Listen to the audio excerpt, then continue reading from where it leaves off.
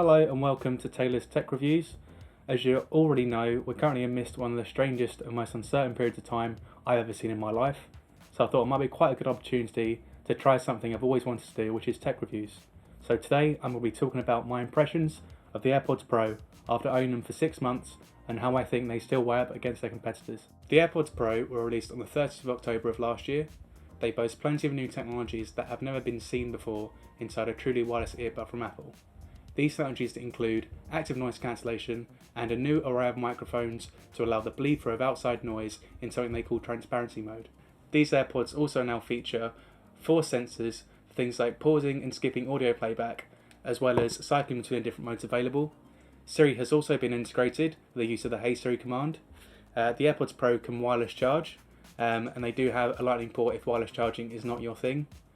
Another aspect of it is software based, whereby Apple have actually released a custom UI inside iOS specifically for controlling the AirPods. I upgraded to the AirPods Pro from the original AirPods and I haven't looked back since. In general, I'm really happy with these. I use them every single day for things ranging from at the gym, walking outside, or more appropriately now, indoors listening to music or watching content online. Having said that, although the AirPods Pro suit my needs very well and they do everything to a really good standard, I don't think they're the best wireless earbud on the market at the moment. Having tried the Sony WF1000XM3s as well as the Galaxy Buds, I do think there are some features that the AirPods Pro are missing out on. As we know, the AirPods Pro now come with active noise cancellation, which is a feature we haven't yet seen on a previous generation of AirPod. I think that the active noise cancellation and the transparency mode are definitely essential for the current market, and it's great to see that Apple have now included these into this product. Now, do I think that the active noise cancellation inside the AirPods Pro is the best in class? Probably not. Although the ANC in the AirPods is great and it's definitely a major improvement over the older generations of the AirPods, they're not quite on the same level as the ANC you get with the WF1000XM3s. This is to be expected because the WF1000XM3s feature the QN1E noise cancelling processor, which is said to be an enhancement from the QN1 found in the WH1000XM3 over-ear headphones from Sony. Although the QN1E only handles 24 bits audio processing when compared to the 32 bits audio processing seen in the QN1, the QN1E is designed to handle audio signals in mono as opposed to stereo as seen in the latter. Another factor which will affect the noise isolation is the seal of the earbud inside the ear. The better the seal, the more outside sound will be blocked out. Having said this, I do still think the ANC with the AirPods Pro is great and it's definitely effective. It's just not the best out there. As to be expected, the best devices for noise cancellation will always be over-ear headphones because they provide a complete seal around the ear where inner ears can't. The AirPods Pro can be controlled on board via the 4 sensors inside the stems, or they can be controlled using the UI found inside iOS if you're using an iPhone. Personally, I find myself using the 4 sensors most, especially when I'm walking or when I'm at the gym. The 4 sensors are usually pretty responsive, however I've found that after longer periods of time they can get a bit glitchy and unresponsive, but this can be easily resolved by either adjusting the way I'm pressing the stems or by putting them back in their charging case and taking them out again. Another way I find myself controlling the AirPods is through my Apple Watch. With the Apple Watch, you have the ability to cycle between the modes much like you can either through the onboard controls or through the UI inside the iPhone. I found this added layer of control especially useful when I'm exercising, as it's not always easy to reach for the AirPods themselves.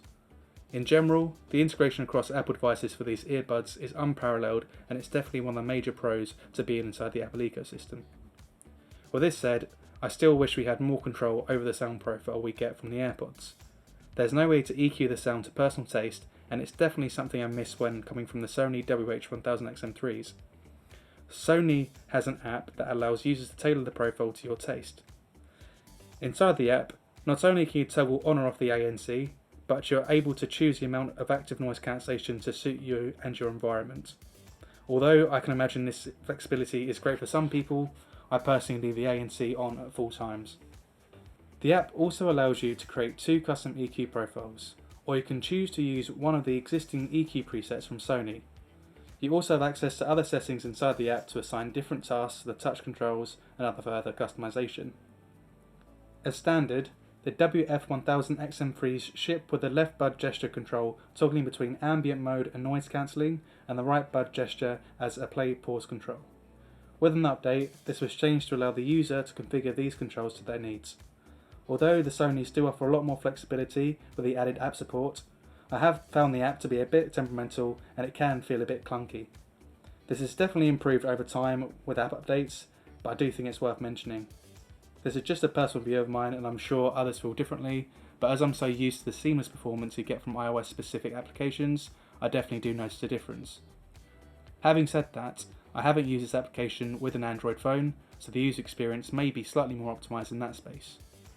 The Galaxy Buds offer similar flexibility with the ability to adjust the EQ settings through their app, as well as a detailed overview of the battery percentage of each individual earbud.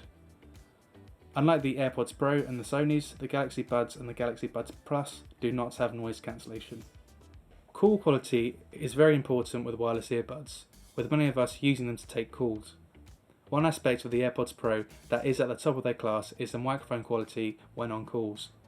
I've used the AirPods many times on calls and the person at the other end has never had any issues with the clarity of my voice. Even in busy environments, the AirPods do a fantastic job at isolating the outdoor noise and focusing on speech. The Sonys, however, aren't as good when it comes to call quality, and they often sound muffled or unclear to the person on the other end of the call. This seems to be a common issue between both the over-ear WH1000XM3s as well.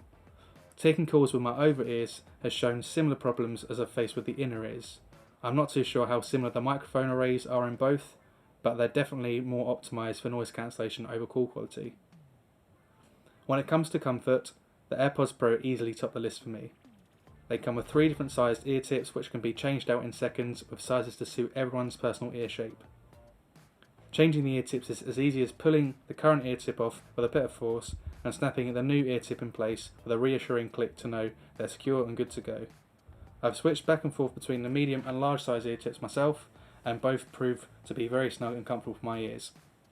In the end, I decided to keep the larger ear tips on to ensure that the seal between the earphone and my ear is tight to get the best noise isolation and low end response as possible. Somehow, Apple have found a way to equalise any pressure build up inside your ear when these are in, which makes it feel like there's nothing blocking your ears whatsoever. After longer periods of time, I've actually found myself forgetting these are even in. The same can't be said about the comfort of the WF1000XM3s from Sony. I have found these to be rather uncomfortable after long periods of time because of the ergonomics of the earbuds themselves. I describe them to be typical as to what I'd expect an in-ear headphone in the sense that there's definitely a pressure build up between the ear tip and my ear. With this said, the seal of these earbuds are really good, and that's essential for a good low-end response. The Sonys do also include interchangeable ear tips to fit everyone's personal ear shape, and that's definitely something worth experimenting with to make sure these are as comfortable as possible for you. I haven't got a set of Galaxy Buds here, but after trying them, I definitely put them in between the AirPods and the Sonys in terms of comfort. They're slightly more intrusive than the AirPods, but not as much as the Sonys in my opinion. I can see the Galaxy Buds being more comfortable over longer periods of time, but they don't come close to the comfort of the AirPods for me. Sound quality is definitely one of, if not the most important thing when talking about earbuds. It's clear to say that the AirPods Pro have better sound quality when comparing them to their predecessors, with a better bass response thanks to the better seal, and a lot more clarity in the high end.